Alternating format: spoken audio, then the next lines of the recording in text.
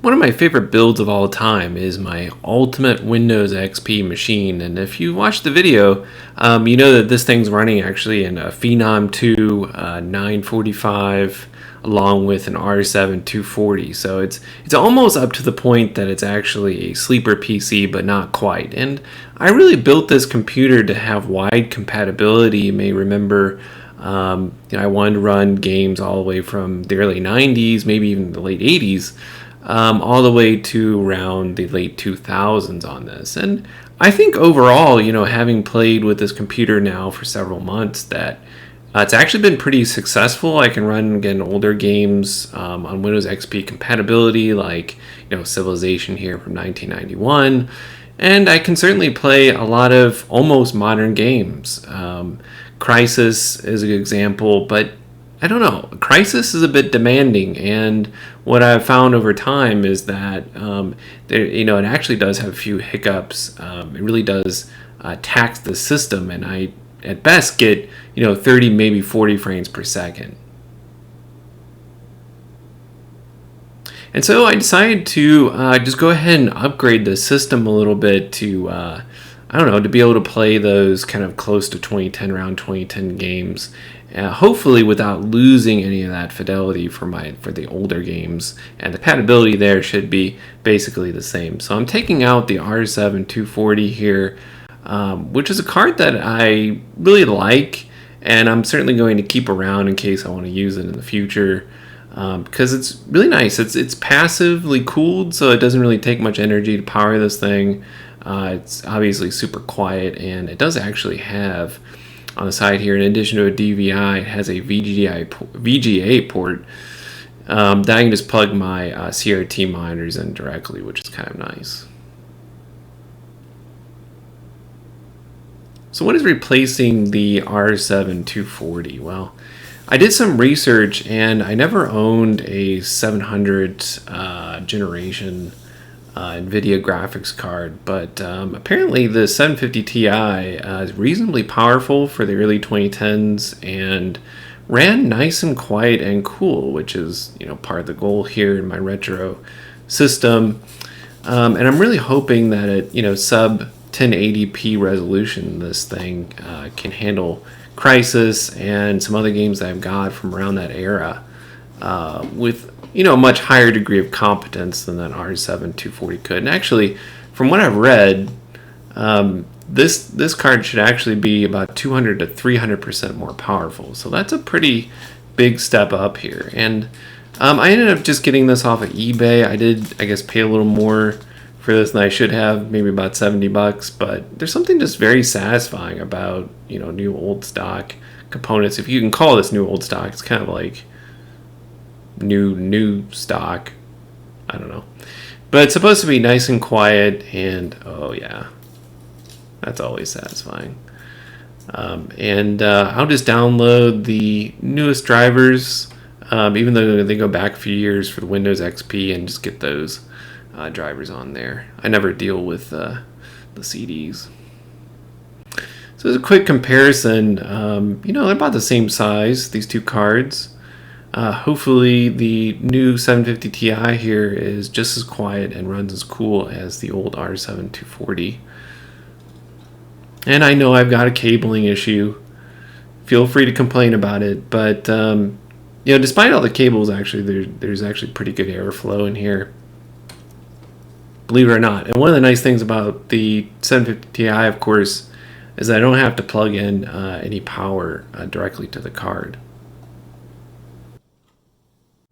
The next item on my upgrade list was my mouse, and I've just got this kind of really plain Microsoft mouse. I bought it for like $12 on Amazon, and it certainly, it looks like just an old school mouse. There's just nothing special about it, and it's a little leggy in certain programs. So what I decided to do is look for a gaming mouse, an old school gaming mouse. So I ended up with this Logitech G100S, and it's gotten pretty good reviews.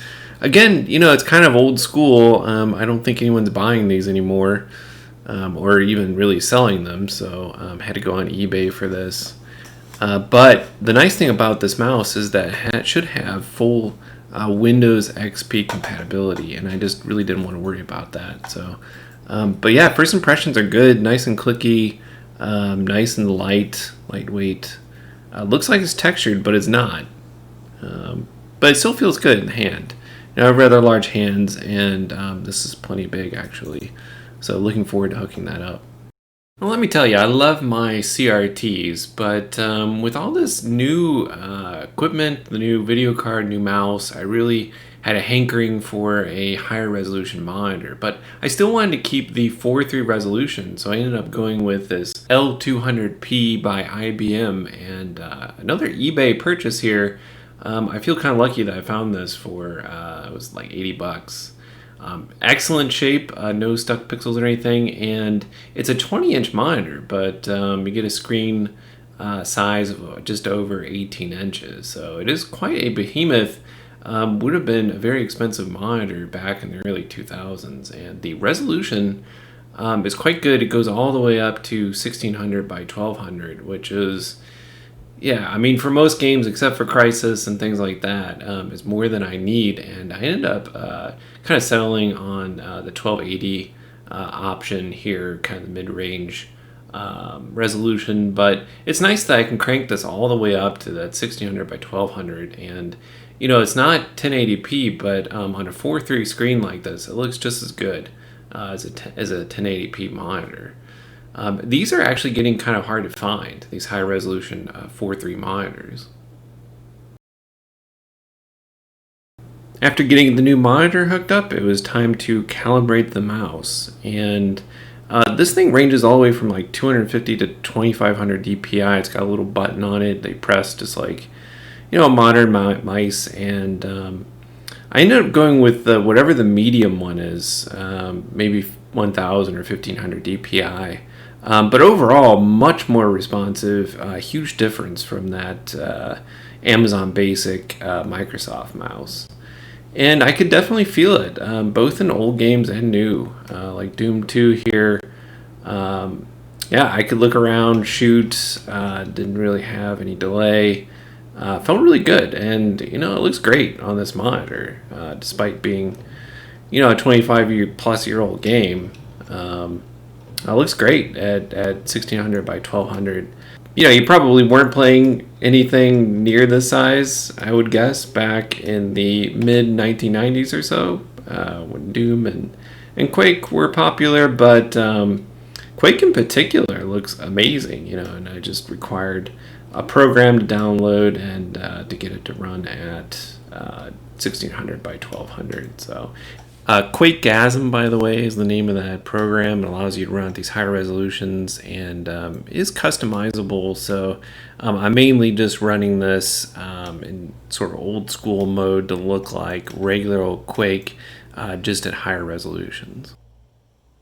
And Civilization 4, another reason that I wanted actually higher resolution monitors, because I don't know, like 1280, Civilization 4 just didn't look very good. It didn't look very crisp, but it certainly does now. I mean, it looks pretty much just the way it looks to me on a 1080p monitor. So, this game is from 2005, so it definitely fits within the purview of this system and the kinds of games I wanted to play. So, quite nice looking on this IBM monitor here. Now that is all well and good, but we all know what the ultimate test here is of this system and just about any system even today. And that's of course running Crisis, and I've got Fraps running here in the top left corner so you can see the FPS.